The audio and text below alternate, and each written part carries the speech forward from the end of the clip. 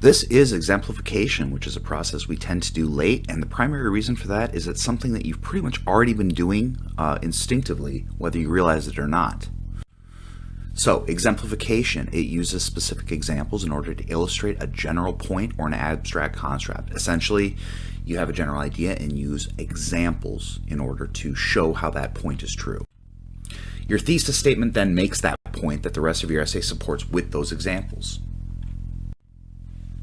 Those examples that you might gather during your invention stages of writing can help you develop your thesis, and sometimes it can be something that you can use to troubleshoot later on.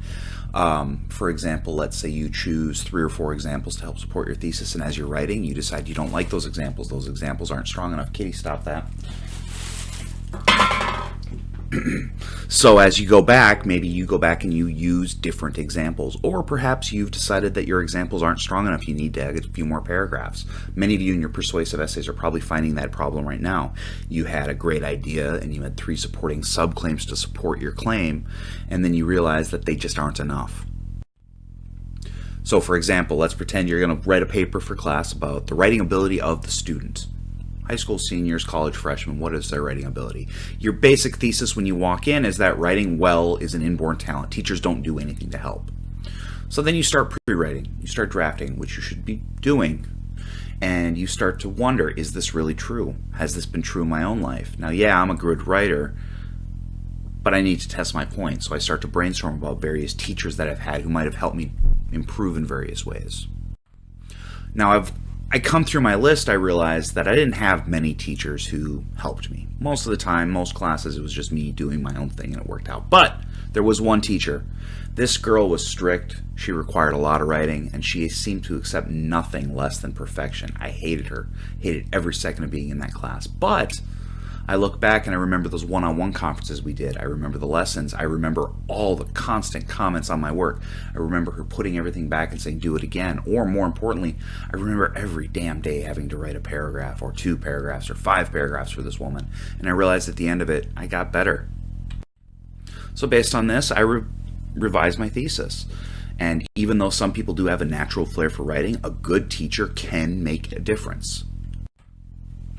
So, when you're doing your examples, you're providing exemplification, there's some rules in a way. No real rules exist, and the number depends on the scope of your thesis. But generally speaking, a rule of thumb is 3 is a good number when you're working on a limited scope thesis such as the one I provided earlier. For example, if I have a thesis that an educational institution like a business needs careful financial management, I think a single example of one college would provide all the information I need. If I were to talk about a good teacher that can make all the difference, I think one example would be just fine. But if your thesis is much more broad, conflicts between fathers and sons is a major theme in Franz Kafka, a writer I highly recommend. A single example would only cover one of his works. If you're talking about gender theory at work within Ron Hassler's work, maybe look at more than one story. Now, for some, even several examples might not be enough, and examples alone can't show convincingly that children from small families can have more successful careers than large families. A thesis would have to be supported by multiple examples, multiple studies, multiple personal interviews. And there are ranges of examples you have to consider as well, so this is another one you should make sure to write down. Range is just as important as choosing an appropriate amount. If you seek to argue for a ban on smoking in all public places, you don't want to limit your examples to only restaurants.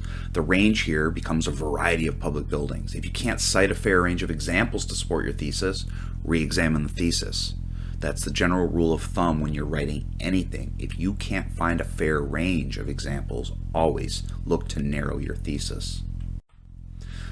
Once again, we have transitions, and see page 43 for a complete list of all the transitions that you can use for all the purposes. For exemplification, the common ones to use are things like another, for example, for instance, in fact, namely, so on and so forth. In your text, there's also a way to structure your exemplification essay, and I'm hoping that it'll be fairly self-explanatory for you, so we're not going to go over it. There's also rules on revision and editing, student samples, and grammar and context, which is something we've already covered in class through your grammar packets.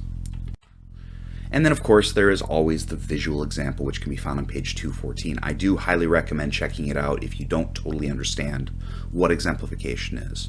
But again, I'm hopeful that exemplification as a purpose is something you already understand pretty well just walking into this. And really the connection is just understanding a fair distribution of examples, that is range, and then sufficient examples, that is, do you have enough examples? Once you have that down, exemplification becomes pretty simple.